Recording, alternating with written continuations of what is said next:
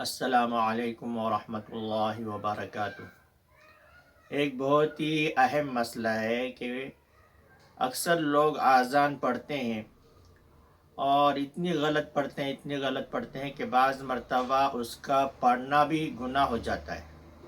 اذان یہ عربی الفاظ ہیں، ان کو بھی صحیح کرنا ضروری ہے۔ اس کی بھی کچھ قواعد ہوتے ہیں اور اس کے بھی کچھ قاعدے قانون ہوتے ہیں کہ ان کے الفاظ کو کیسے ادا کرنا۔ ایسے نہیں کہ صرف ایک نماز کو بلانا ہے اور آدمی آواز دے کے نماز کو بلانے کے لیے وہ اپنا کیسے بھی آڑا ٹیڑھا کھینچ کے کہیں بھی پڑھ لیں گا، یہ نہیں ہے، بلکہ اذان کو صحیح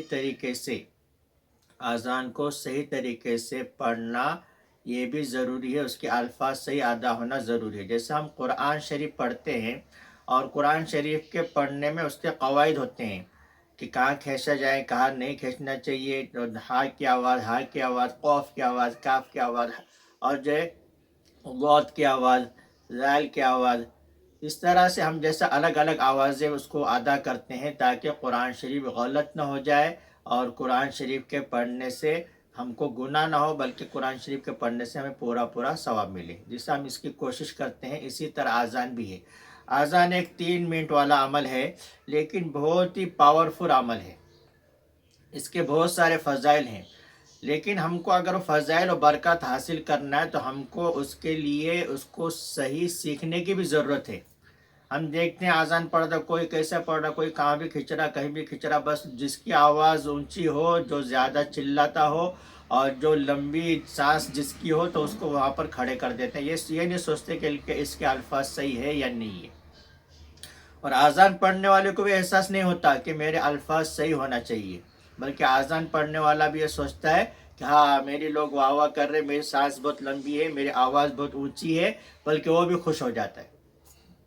حالانکہ جس طرح ہم قرآن شریف کی صورت کو درست کرتے ہیں، اسی طرح اذان کو بھی درست کرنا ضروری ہے۔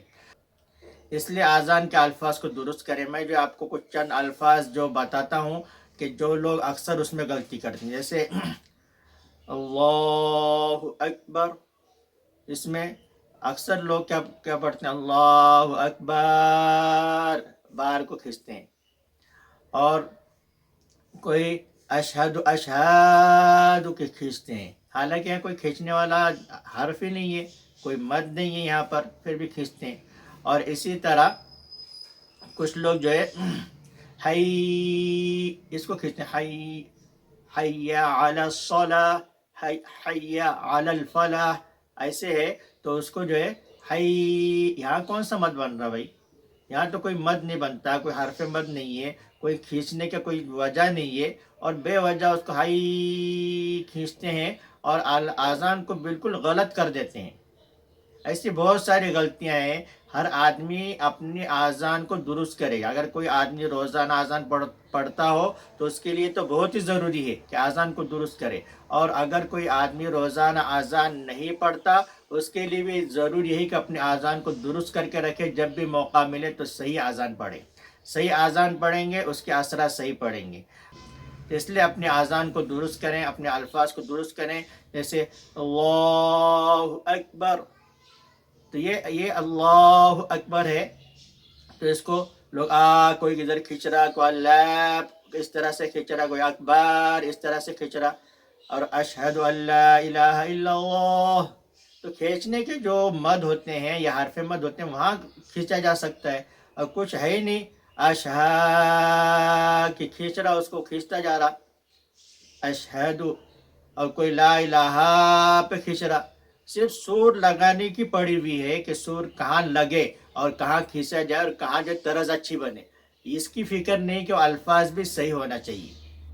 ہمیں اس بات کا خیال رکھنے کی بہت ضرورت ہے کہ ہم جو اذان پڑھ رہے ہیں ان کے الفاظ صحیح ہو، تاکہ ہم کو اس کا پورا ثواب ملے، اور آخرت میں جو درجات اذان پڑھنے والے کے ہیں وہ ہم کو حاصل ہوں۔